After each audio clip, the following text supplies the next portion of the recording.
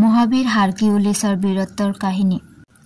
মহাবীৰ হাৰকিউলিছৰ হীৰ্য-বীৰ্য সম্পৰ্কে পৌৰাণিক কাহিনী গ্ৰীকবাসীসকলৰ মাজত অতিকৈ প্ৰিয়।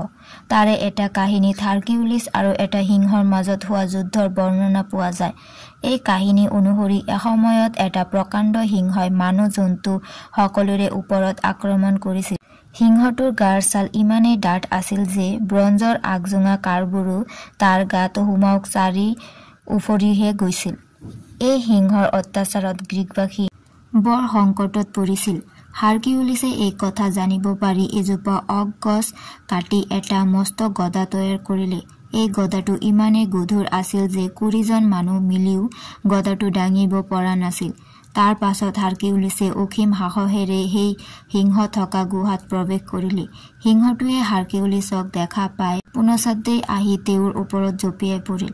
কিন্তু বলৱন্ত মানুহজনে অলপো বিচলিত নহৈ গদাৰ আঘাতেৰে সিংহটোক বশ কৰিলে।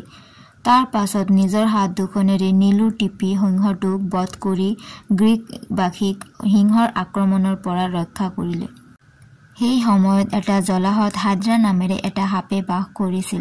তাৰ 9টা মূৰ আছিল আৰু গাটো তিৰবিৰিয়া আৱৰণেৰে ঢাক খাই থাকিছিল।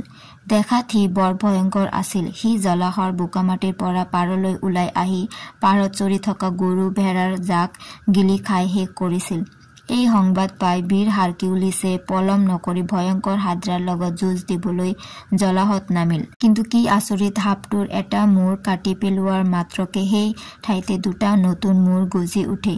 তেতিয়া বুদ্ধিয়ক হাৰকিউলিছে তেওঁৰ লগৰীয়া ডেকা বন্ধুজনক সাপৰ কটা মূৰ তুৰন্তে জুইত পুৰি পেলোৱাৰ নিৰ্দেশ দিলে। সেইবাৰৰ পৰা সাপৰ নতুন মূৰ গজি উঠিব নোৱাৰা হ'ল। সেই চেগতে তেওঁ সাপৰূপী দৈত্যক বধ কৰি গৰু ভেড়া আদিক মৃত্যু মুখৰ পৰা ৰক্ষা কৰিলে। তেওঁৰ বীৰত্বৰ আন এটা কাহিনী অনুসৰি সেই সময়ত এজন ৰজাৰ 5000 মান বতৰা গৰু আছিল। সেই গোশালা কোনেও কেতিয়াও পৰিষ্কাৰ কৰা নাছিল। ফলত গোবৰ আদি আৱৰ্জনাৰে ভৰি গোশালাটো অতিকৈ লেতেৰা হৈ পৰিছিল। লেতেৰা আৱৰ্জনাৰে গোটেই অঞ্চলটোৰ বায়ু দূষিত কৰি পেলাইছিল।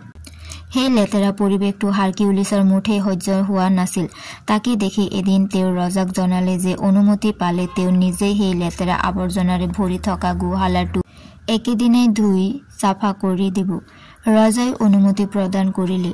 ৰজাই তেওঁৰ ৰাজতিথিবৃন্দৰ লগত ভোজন কক্ষত ব্যস্ত থকা সময়ছোৱাৰ ভিতৰতেই হাৰকিউলিছে 2খন নদীত বান্ধ দি পানীৰে গোশালাটো উপচাই পেলালে। বাৰণি পানীৰ সোঁতে ততালিকে আৱৰ্জনাৰে ভৰি থকা গোশালাটো ধুই নিকা কৰি পেলালে। ৰজাই তাকে দেখি তবত মানিলে আৰু ধন্যবাদৰ লগতে হাৰকিউলিছক পুৰস্কৃত কৰিলে। আন এটা কাহিনী অনুসৰি এদিন তেওঁৰ সোণৰ আপেলৰ সন্ধানত সুদীৰ্ঘ ভ্ৰমণত ওলাল। গ্ৰীচৰ পৰা বহুত দূৰত পশ্চিম ফালে মহাসাগৰৰ উপকূলত এখন উদ্যানত সোণৰ আপেল পোৱা যায় বুলি তেওঁ শুনিছিল। গ্ৰীকসকলৰ বিশ্বাস মতে তাতে আকাশখনে মাটি চুই মিলি গৈছে আৰু শক্তিমান মহাবীৰ আটলাণ্টিছে পৃথিৱীৰ ওপৰৰ ধেনুভিৰিয়া ঢাকনিহেন মহাকাশখন নিজৰ কান্ধৰ ওপৰত ধৰি ৰাখিছে। পৌৰাণিক আখ্যানত উল্লেখিত এই মহাবীৰজনৰ নাম অনুসৰিয়েই মহাসাগৰখনৰ নাম আটলাণ্টা হল বুলি প্ৰবাদ আছে। আটলাণ্টিছে হাৰকিউলিছক আপেল গছৰ পৰা ছিঙি দিয়াৰ সময়ত হাৰকিউলিছে আকাশখন নিজৰ কান্ধত ধৰি ৰাখিব লগা হোৱাত আকাশৰ সেই প্ৰচণ্ড ভৰত তেওঁৰ ভৰি দুখন আঁঠুলৈকে মাটিত পোত খাই গৈছিল। হাড়বিলাক দেহত মেটমেটাই উঠিছিল আৰু গাৰ পৰা ঘাম নিগৰি টোপাটোপে সৰিছিল। ইয়াৰ উপৰি পৌৰাণিক কাহিনীত বীৰ হাৰকিউলিছৰ অন্যান্য বহু মহৎ কীৰ্তিৰ বৰ্ণনা আছে।